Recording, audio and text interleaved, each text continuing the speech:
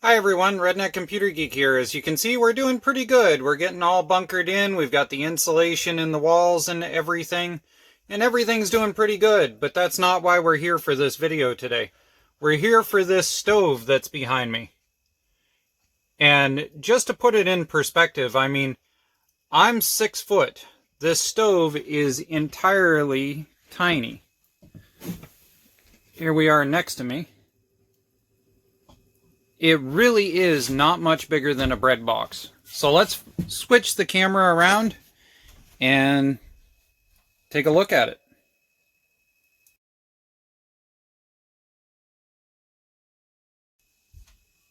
So as you can see, we got plenty of wood out there, and we've got plenty stacked up inside here. We've been breaking down pallets and cutting up the trees that we used for the original schematic on the layout.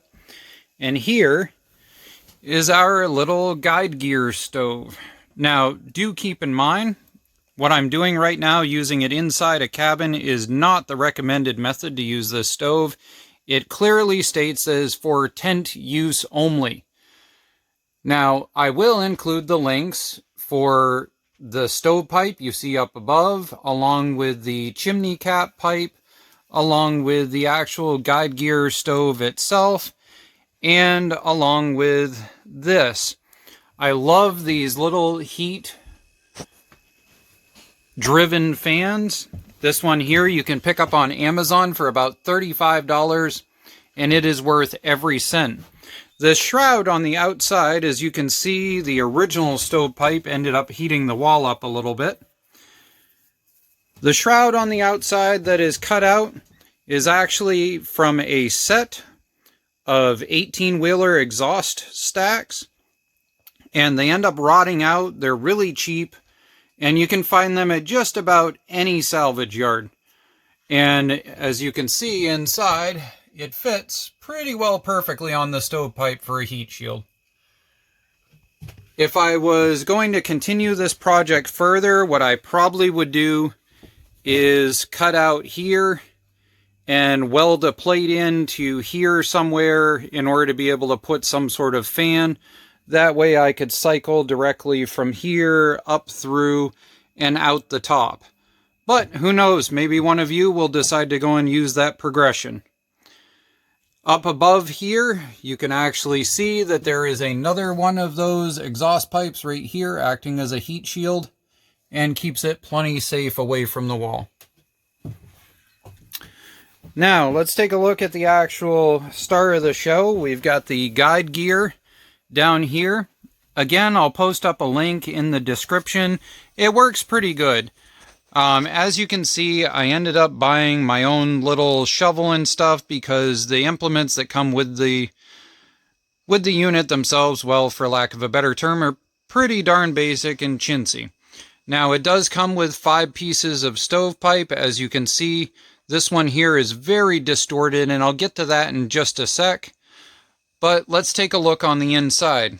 So the very first problem with this stove is that watch what happens when I open it. We'll see if we can catch it on camera. See that? See all that smoke? It is all well and good, except for they really should have had a little bit more strip across the top. And unfortunately, it just means that you cannot leave the front open. And let's come back to this piece of pipe looking all distorted and everything. That's because in order to get it to the point that you have enough air flowing through, if you get this thing absolutely totally cranking, it'll pull enough air through so that you can leave the front door open. Except for then at that point, this, about 5 minutes later, turns entirely cherry red. So you need to be really careful. You need to plan ahead on opening this door at all times because of the fact that it is going to end up causing you issues. Now on the inside here, if we take a look, it holds a 16-inch log without any issue. It is literally cut basically perfectly at 16.5 inches. So you need to be either precise with your logs or run 14-inch logs most of the time. Now, when we open this up, we'll see on the inside here, there is a bit of a seal.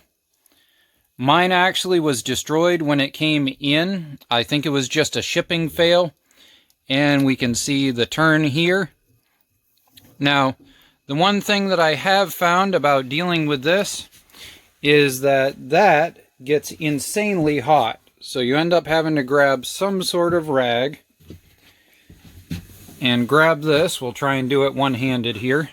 I usually actually use my left hand, so we're going to go with that. You have to actually press in and compress the spring and then turn. And the problem with that is that the stove is actually so light that when you go to press it in, that spring is so strong that the stove actually will walk over time. So I need to find some way to set something behind the rear legs to make sure the stove stays eventually, but you get the idea. And it pops open nice and easy. It's just getting it to close in the first place that sucks. So it is a nice little stove. Yes, I'm using it for something that it wasn't intended for, so therefore I'm not going to complain too much. But it would be nice if it was designed in the first place to the point that you could actually leave the stove door open without having it fill everything full of smoke. All it needed was about an inch taller, and it would have made a big giant difference.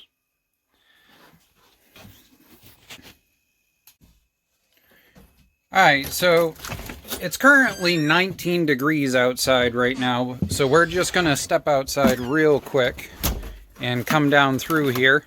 You like my awning? Dunkin' Donuts, gotta love it. So we'll come down here and we'll see if we can shoot over the top of my head. Let's see here. Can we see it? No, not quite. Come over this way more. There we go. So now you can see the stovepipe coming up out through the top. And that'll also be in the link in the description so that you can check it out. Now, the one thing I'm going to say about having used this is that I really would actually go with something that's far more vented at the top. I do think that that smaller stovepipe that was originally designed for use with a pellet stove and a gas stove probably is what's causing some of my kickback issues, because this is what the stove was originally designed to have when it was inside of a tent. And this is definitely way more ventilated and capable of siphoning air than what's currently up on top of the roof. I think that's part of what my issue is, and so I'm planning on swapping the cap for a larger cap in order to see if that'll change my problems. But I do love it. It's currently 19 degrees out right now, or 15 degrees, something like that. You know, it's that kind of temperature where you spit and you can hit somebody with a solid piece of ice about 10 feet away. And it's just lovable Maine weather. We're doing really good, and thank you everybody for sticking around for all the updates. Things are changing on the channel. Stay tuned.